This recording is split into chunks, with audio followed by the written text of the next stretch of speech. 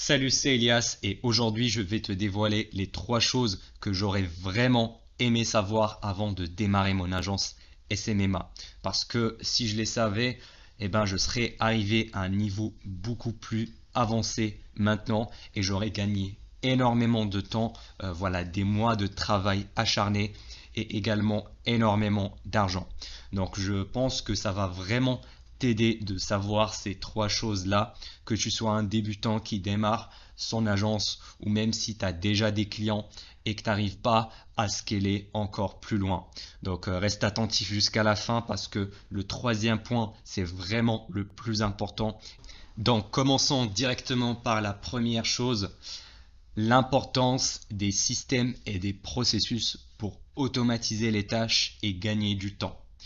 Je m'explique. En fait, quand j'ai démarré, j'ai signé mon premier client, puis mon deuxième, etc. Et je gérais quelques clients et je gagnais très très bien ma vie. J'étais libre financièrement. Voilà, je gagnais entre 4 et 6 k par mois. Et pour passer de ce niveau-là à mon niveau actuel, voilà, dépasser les 10 k, les 15 k par mois de CA, en fait, il faut passer un certain chemin.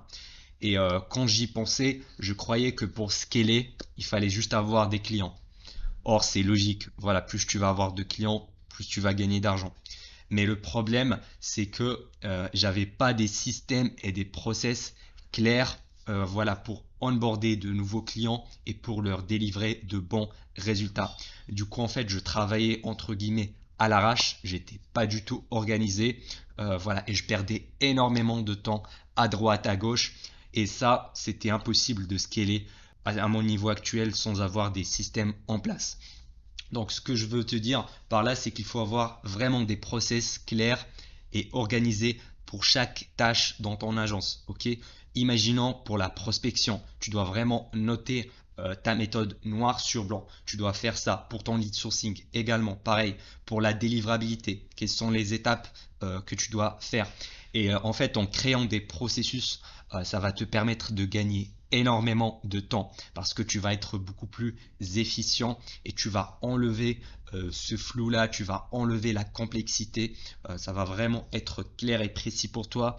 Et également, ça va te permettre de déléguer les tâches beaucoup plus facilement parce que tu vas prendre juste un freelance que tu vas payer pas très cher, voilà, notamment en Afrique par exemple, et tu vas le former à faire ta tâche. Voilà, tu vas le former à faire ton lead sourcing, à faire ta prospection.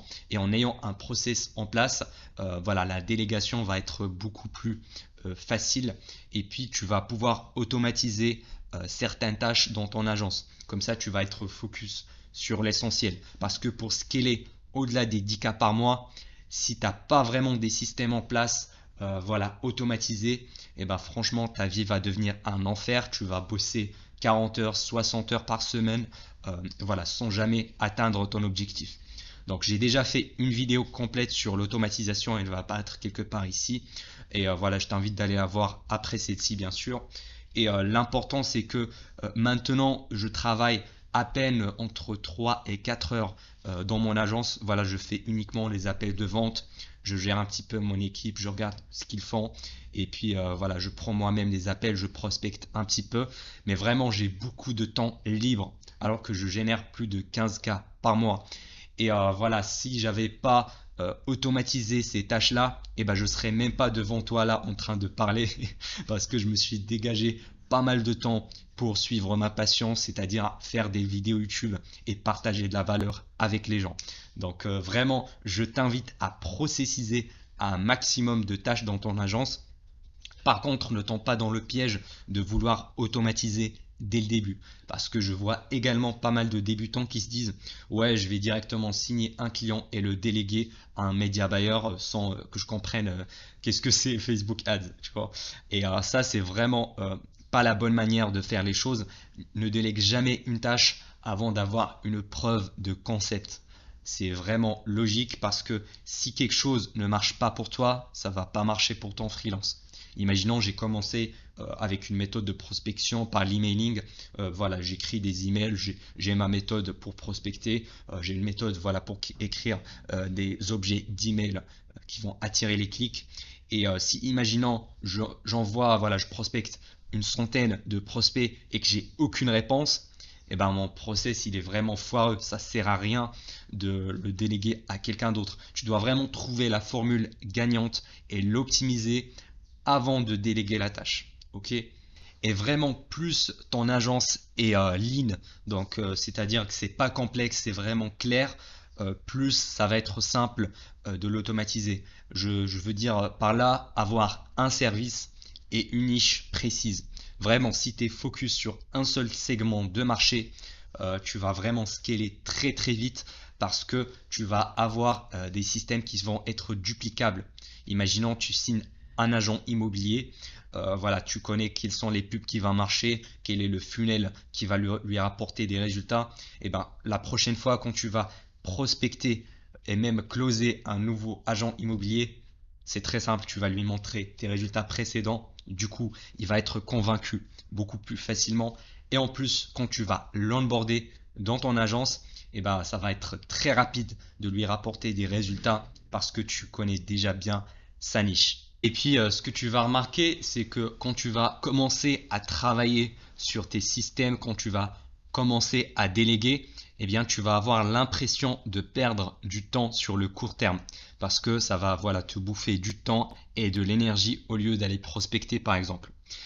Tu vas même voilà, devoir perdre de l'argent sur le court terme parce que quand tu vas déléguer à un freelance, tu dois le payer.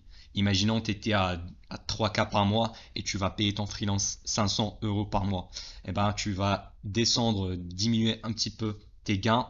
Mais franchement, même si sur le court terme, tu as l'impression de perdre du temps et de l'argent, en fait, c'est comme si tu fais un pas en arrière pour faire 10 pas en avant. Ok, donc même si tu as l'impression de perdre ton temps et ton argent, mais la vérité c'est que c'est essentiel si tu veux scaler encore plus loin. Donc autant faire une petite pause, le temps de travailler, de perfectionner tes process, de recruter voilà, des gens qui vont t'aider, qui vont te faire dégager du temps précieux. Voilà, que d'essayer d'augmenter bêtement et méchamment ta prospection juste parce que tu crois voilà, que tu vas avoir énormément de clients comme ça. Donc voilà, c'est un petit peu la chose que je regrette actuellement, c'est de ne pas avoir automatisé et délégué un peu plus tôt.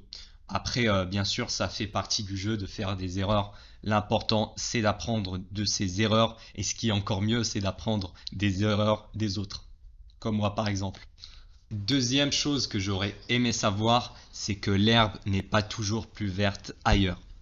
Alors pour t'expliquer, moi quand j'ai commencé, en fait j'ai testé plusieurs méthodes de prospection. Donc je faisais des appels téléphoniques, ensuite le cold calling, je trouvais que ça ne marchait pas assez, je testais le cold emailing, pareil j'envoie quelques dizaines d'emails et voilà, quand t'as pas de résultat, tu sautes à la prochaine méthode, le cold calling, le cold messaging pardon, et ensuite je sautais d'une méthode de prospection à l'autre, voire même pire encore, je sautais d'une niche à l'autre, voilà, sans laisser le temps d'avoir des résultats. Et en fait, en croyant qu'il y a toujours de l'herbe plus verte ailleurs, je sautais sur la prochaine méthode, la prochaine nouvelle niche secrète.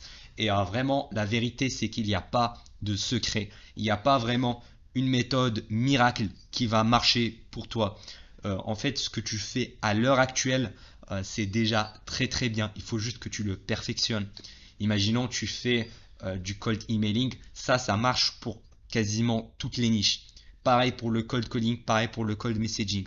Mais ce qui ne marche pas pour toi, c'est ta manière de l'exécuter. C'est pour ça en fait j'ai fait plein de vidéos sur ma chaîne qui te montrent comment faire chaque méthode de prospection parce que t'en as qui vont envoyer 10 emails et ils vont se dire ouais mais le cold emailing c'est mort, personne n'ouvre mes emails donc ça sert à rien, alors que la vérité c'est que leurs emails ils sont tout pourris ou même voilà leur objet d'email il est tout pourri, ils donnent même pas envie d'ouvrir leur email ou bien ils ont mal paramétré leur boîte, du coup ils tombent directement dans les spams. Et voilà, des fois c'est même question de volume. Voilà, 10 emails, c'est pas un échantillon assez large. Il faut contacter minimum une centaine, 200, 300 entreprises avant de juger ton message ou ta méthode de prospection. Voilà, 10 emails, c'est pas du tout représentatif. Et du coup, quand je testais plusieurs méthodes de prospection en même temps, voilà, je sautais d'une à l'autre et même d'une niche à l'autre, et ben je perdais la chose la plus importante qui est le focus. En fait, je perdais ma concentration. C'est comme si j'avais voilà 100% d'énergie et au lieu de la concentrer sur une seule chose, une seule méthode de prospection, une seule niche, et ben je me dispersais un peu partout. Voilà, c'était 10% là, je mettais 10% là-bas et du coup j'allais nulle part et voilà, je restais sur place et j'avançais pas sur mes objectifs. Donc rappelle-toi, l'herbe n'est pas toujours plus verte ailleurs. Et pour te prouver ça, eh ben, il y a des agences qui ont dépassé les 20K par mois en proposant uniquement un seul service. Voilà, par exemple, uniquement Facebook Ads et dans une seule niche, par exemple Facebook Ads pour les agents immobiliers. Et voilà, sans avoir besoin de faire 10 000 services et voilà, dans 10 000 niches différentes. Et je connais plein de chefs d'agence SMMA qui ont vraiment du succès, qui ont dépassé les 6 chiffres par an uniquement avec une seule méthode de prospection. Voilà, ils font uniquement du cold calling ou bien soit du cold emailing ou soit du cold messaging. Donc vraiment, toutes les méthodes marchent, toutes les méthodes peuvent marcher. C'est à toi de voir ton exécution, est-ce qu'elle est bonne ou pas. Et puis c'est pareil également pour les services. T'en as qui n'y arrivent pas par exemple à vendre leur service Facebook Ads. Ils se disent ouais, c'est le problème, il est de mon service, je vais changer, je vais proposer du community management ou du SEO, alors que c'est totalement faux. Il y a des agences qui ont du succès uniquement en vendant Facebook Ads ou bien uniquement en faisant du community management. Donc il y a plein de gens comme toi qui ont réussi avec la même méthode de prospection que toi, dans la même niche que toi et voilà, en vendant les mêmes services que toi. Donc s'ils ont réussi, toi aussi tu peux réussir. Et rappelle-toi de ça, l'herbe n'est pas toujours plus verte ailleurs et garde bien le focus. Troisième chose que j'aurais aimé savoir, et c'est vraiment la plus importante, c'est de se fixer des objectifs, pas seulement au niveau des résultats, mais également au niveau du processus. Je m'explique. En fait, quand tu vas te fixer un objectif de résultat monétaire, imaginons je veux atteindre les 10 000 euros par mois avec mon agence. Et imaginons si ton offre, tu la price à 2K par mois, ça fait 5 clients. Donc c'est bien de se fixer un objectif monétaire, ça va te motiver voilà, de signer 5 clients par exemple sur les prochains 3 mois. Ça c'est un bon objectif. Mais il faut vraiment se fixer des objectifs au niveau de ton processus qui va te ramener à ce résultat-là. Et là, je parle principalement de la prospection et de la vente. Parce que en prospectant, tu vas générer des rendez-vous et c'est en passant ces rendez-vous-là que tu vas signer des clients derrière. Parce que ce que j'ai remarqué, c'est que tu as plein de débutants, ils se fixent des objectifs ambitieux et ça c'est très très bien, par exemple 10K par mois les prochains 3 mois, mais ce qui se passe c'est que ils sont un petit peu dans le flou, ils savent pas quoi faire tous les jours pour atteindre cet objectif là parce qu'ils sont tellement concentrés sur l'argent qu'ils vont gagner qu'ils oublient les tâches qu'ils doivent faire au quotidien, alors que c'est plutôt l'inverse. Tu dois vraiment te focaliser sur tes tâches quotidiennes et le résultat va venir forcément. Donc voilà, ils vont se fixer un 10K par mois, voilà. Et après 3 mois par exemple, ils vont commencer à envoyer quelques emails, à faire quelques cold calls, voilà, rien de sérieux. Et après, ils n'atteindront jamais cet objectif-là et du coup, ils sont vraiment frustrés et démotivés. Et moi, c'est ce qui m'est arrivé à mes débuts. Pour te rappeler, en fait, moi, ça m'a pris un mois de prospection acharnée pour avoir mon premier client. Et le truc, c'est que j'étais trop focalisé sur l'argent. Je voulais juste gagner de l'argent parce que j'étais dans la merde, tout simplement. J'ai quitté mes études, je ne savais pas quoi faire de ma vie, j'étais paumé et fauché. Donc je voulais gagner du fric le plus rapidement possible. Mais le problème, c'est que j'étais pas organisé. Je prospectais tous les jours, mais j'avais pas des chiffres à atteindre. Donc vraiment des targets commerciales à atteindre tous les jours. Et c'est ce que je te conseille de faire, c'est d'avoir des cibles. Par exemple, envoyer 10 emails par jour, faire 20 cold calls par jour, tous les jours, du lundi au vendredi. Ça, c'est vraiment des objectifs de tâches journalières parce que c'est ces actions-là que tu peux contrôler. Voilà, tu peux contrôler combien d'emails tu vas envoyer, combien d'actions commerciales tu vas faire. Par contre, combien de clients tu vas signer la semaine prochaine, ça, tu peux pas le contrôler. Tu peux faire de ton mieux en travaillant, en prospectant, mais le résultat, c'est un peu aléatoire. Ok, donc pour mettre toutes les chances de ton côté, focalise-toi sur le process et fixe-toi des objectifs journaliers, surtout au niveau commercial. Voilà, aujourd'hui, je vais faire 20 cold calls par jour et envoyer 10 emails. Voilà, ça c'est un bon objectif. Et si tu gardes cette régularité-là tous les jours, toutes les semaines, eh ben forcément, tu vas générer 2 rendez-vous par semaine, puis 3 par semaine, puis 4 par semaine. Et au fil des rendez-vous, tu vas augmenter tes chances parce que chaque rendez-vous qui passe, ça te rapproche de ton objectif de la signature. Voilà, si tu n'as pas signé ton premier RDV, c'est pas grave, tu passes au suivant. Le deuxième, t'as pas réussi, c'est pas grave, tu passes au troisième, etc. jusqu'à signer ton client.